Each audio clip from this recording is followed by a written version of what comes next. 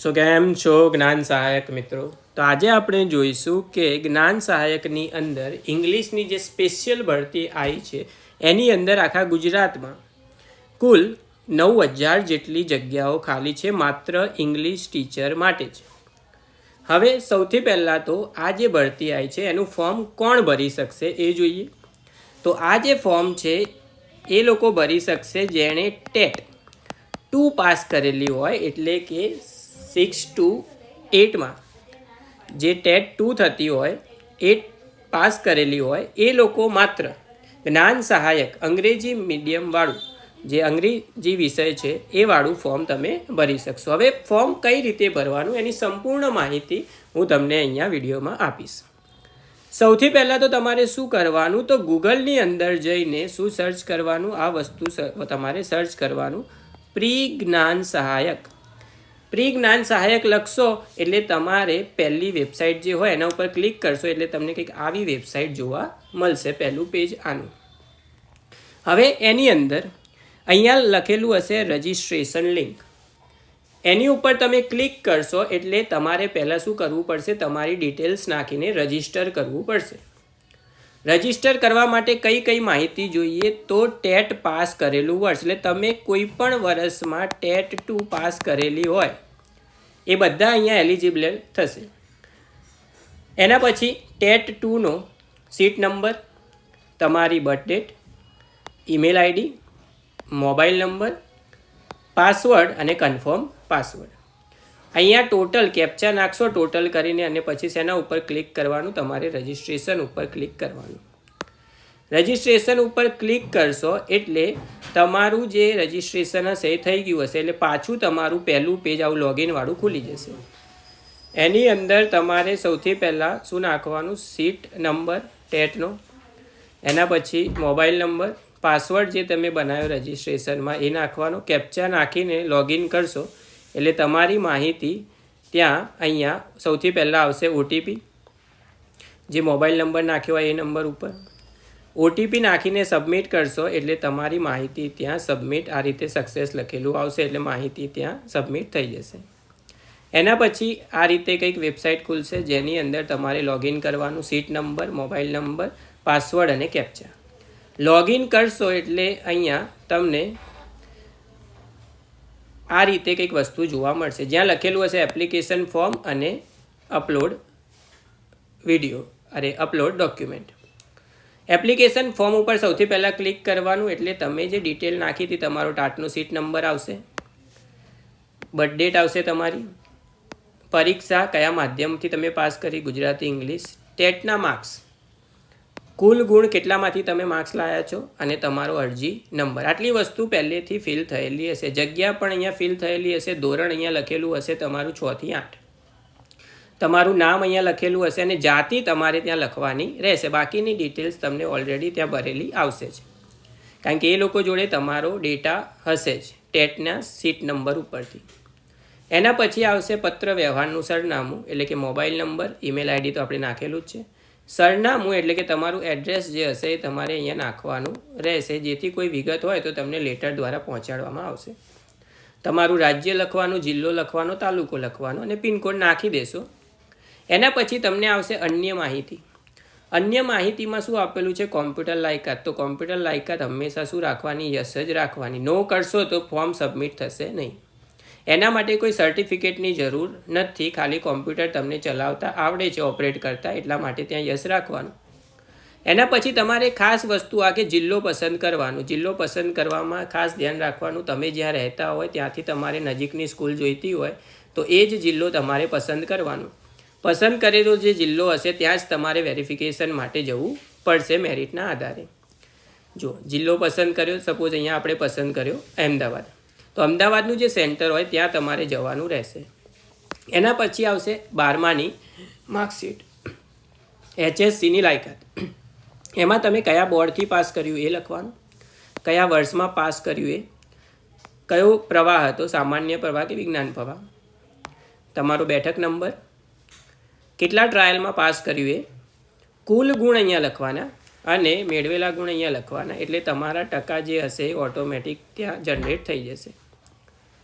12મા પછી આવશે શૈક્ષણિક લાયકાત. જે રીતે આપણે 3 વર્ષ કોલેજ કરીએ, સપોઝ અહીંયા એક્ઝામ્પલ આપેલું છે BSc 3 વર્ષ કરી, વિષય આપણો જે હોય એ સિલેક્ટ કરવાનો. ગુજરાત રાજ્યમાં કર્યું આપણે, કઈ યુનિવર્સિટી હતી એ યુનિવર્સિટી લખવાની. રેગ્યુલરમાં કર્યું, એક્સટર્નલમાં કર્યું અથવા તો ડિસ્ટન્સમાં કર્યું. રેગ્યુલર મતલબ તમે રોજ સ્કૂલ જતા હો, કોલેજ જતા હો અને એ રીતે. એક્સટર્નલ મતલબ ખાલી તમારે એક્ઝામ આપવા જવાનું હોય. પછી કયા વર્ષમાં પાસ કર્યું એ. એના પછી આવશે તમારા ટ્રાયલ, કેટલા ટ્રાયલમાં પાસ કર્યું અને એ જે માર્કશીટ હશે છેલ્લા સેમની 5મા 6ઠાની, એની તમારે સીટ નંબર અહીંયા લખવાનો હશે. 5મા 6ઠા સેમની માર્કશીટમાં આપેલા કુલ ગુણ અને મેળવેલા ગુણ અહીંયા લખી દેવાના, એટલે પર્સન્ટેજ તમારા નીકળીને આવી જશે. એના પછી આવશે શૈક્ષણિક અનુશૈક્ષણિક લાયકાત, એટલે કે અનુસ્થાનક લાયકાત, એટલે કે MSc. BSc પછી સપોઝ તમે MSc કરેલું હોય તો અહીંયા માહિતી નાખવાની. અધરમાં વિષય આવશે, કયો વિષય હતો, ગુજરાત, ફરીથી યુનિવર્સિટી, ફરીથી રેગ્યુલર, એક્સટર્નલ, વર્ષ, સીટ નંબર અને ટ્રાયલ. કુલ ગુણ અહીંયા લખવાના, મેળવેલા ગુણ અહીંયા લખવાના, એટલે ટકા ત્યાં નીકળી જશે. એના પછી આવશે B.Edની લાયકાત, તાલીમી લાયકાત. તમે B.Ed કમ્પલસરી હશે તો B.Ed કર્યું હશે તો B.Ed સિલેક્ટ કર્યું. ગુજરાત રાજ્ય, કોલેજનું નામ અહીંયા તમારે લખવાનું રહેશે. ઉપર ક્યાંય કોલેજનું નામ લખવાનું નથી. અહીંયા તમારે કોલેજનું નામ લખવાનું, કઈ યુનિવર્સિટીમાંથી પાસ કર્યું, કયા વર્ષમાં કર્યું, તમારો સીટ નંબર 3જા 4થા સેમની માર્કશીટનો, ટ્રાયલ નંબર, રેગ્યુલરમાં કર્યું, એક્સટર્નલ, ડિસ્ટન્સમાં. હવે અહીંયા છે ને એક વસ્તુ છે કે NCT અથવા તો RCI માન્ય કોલેજ.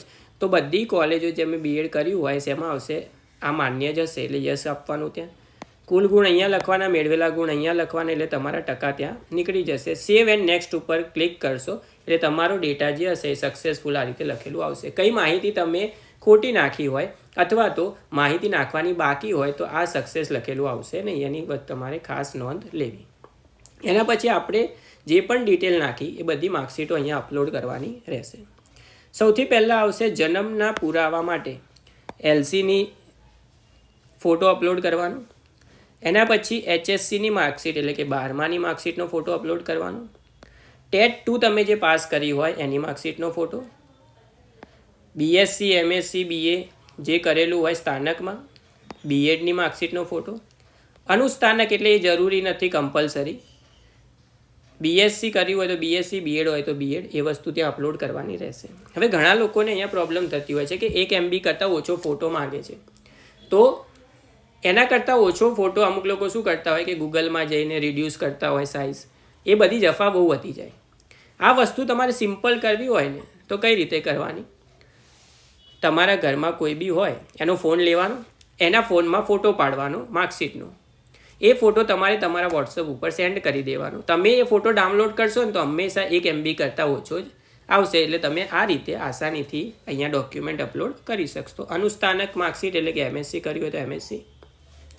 એના પછી આવશે B.Edનું, જે તમે B.Ed પત્યું હશે ત્યારે અહીંયા આ ફોર્મ તમને આપેલું હશે એ તમારે અપલોડ કરવાનું રહેશે. NCTE માન્યનું પ્રમાણપત્ર. સ્થાનકની ડિગ્રી એટલે કે B.Ed કર્યું હોય તો B.Ed. એના પછી યુનિવર્સિટીમાં જોડાયેલા હોય તો એની નકલ. પછી અન્ય વસ્તુ જે આપણે નાખી હોય, પહેલાં તમે જ્ઞાન સહાયક તરીકે નોકરી કરી હોય તો એની ફોટો ત્યાં અપલોડ કરવાનો રહેશે. હવે અહીંયા લખ્યું છે 6, 9, 10, 11 એ ફરજિયાત નથી, મરજિયાત છે. એટલે આપણે કરેલું હોય તો ડોક્યુમેન્ટ અપલોડ કરવાના. આટલું અપલોડ કરશો એટલે તમને આ રીતે કંઈક માહિતી ત્યાં જોવા મળશે. તમે ફોટા જોવા હોય તો અહીંયા વ્યૂ ઉપર ક્લિક કરશો કે બરાબર અપલોડ થયું છે કે નહીં. એના પછી તમારે અહીંયા બાહેધરી આપવાની હશે કે આ તમે જે ફોર્મ ભર્યું એ હું ખાતરી આપું છું કે આ બધું મેં વાંચીને પ્રોપર વ્યવસ્થિત રીતે નિયમોનું પાલન કરતાં હું ભરી રહ્યો છું, એમાં કોઈ માહિતી ખોટી નથી. અને કન્ફર્મ બટન ઉપર તમારે શું કરવાનું, ક્લિક કરવાનું. કન્ફર્મ બટન ઉપર ક્લિક કરશો એટલે ત્યાં સક્સેસ લખેલું આવશે. ઓકે ઉપર ક્લિક કરવાનું. પછી કંઈક આવું પેજ ખુલશે. ત્યાં તમારે શું કરવાનું, પ્રિન્ટ એપ્લિકેશન ઉપર ક્લિક કરવાનું. એટલે તમારી પ્રિન્ટ હશે જે એપ્લિકેશનની એ ડાઉનલોડ થઈ જશે. એમાં તમે જે માહિતી લખી હતી એ બધી એકવાર વાંચી લેવાની. આ ફોર્મ તમે એક જ વાર ફિલ કરી શકો છો, કારણ કે સીટ નંબર એકવાર નાખ્યો હશે પછી તમે ભૂલ થઈ હશે તો એ ચેન્જ થશે નહીં. તો ફોર્મ ભરતી વખતે ખાસ આ બધી બાબતોની ધ્યાન રાખવાની. કે માર્કશીટ જ્યારે અપલોડ કરતા હોઈએ તો કયા માર્ક્સ લખવાના, તો 5મા 6ઠા સેમ, BSc હોય તો 5મા 6ઠા સેમની માર્કશીટ, BEd હોય તો 3જા 4થા સેમની જે માર્કશીટ હોય એ બધી વસ્તુ તમારે અહીંયા અપલોડ કરવાની રહેશે. અને માર્ક્સ ખોટા ના લખાય, કારણ કે ખોટા લખાય તો શું થાય કે તમે વેરિફિકેશન સેન્ટર ઉપર જાઓ, ટાટના માર્ક્સ તો સાચા હશે ટેટના, પણ બીજા કોઈ માર્કશીટના માર્ક્સ ખોટા હોય તો ત્યાં તમને શું કરશે, રિજેક્ટ કરી દેશે. તો આ વસ્તુની ખાસ ધ્યાન રાખવાનું કે ફોર્મ ભરતી વખતે બધી માહિતી ચોક્કસ હોવી જોઈએ. તો આ જ રીતે ટેટ 2ની માહિતી એટલે કે જ્ઞાન સહાયક ઇંગ્લિશની જે ભરતી આવી છે એના વિડીયો તમારી ચેનલ ઉપર અહીંયા અપલોડ થતા રહેશે. તો ચેનલને સબસ્ક્રાઈબ કરી નાખવાની અને લાઈક કરી નાખો, જેથી કરીને તમને જેટલી પણ અપડેટ હોય તે મળતી રહે.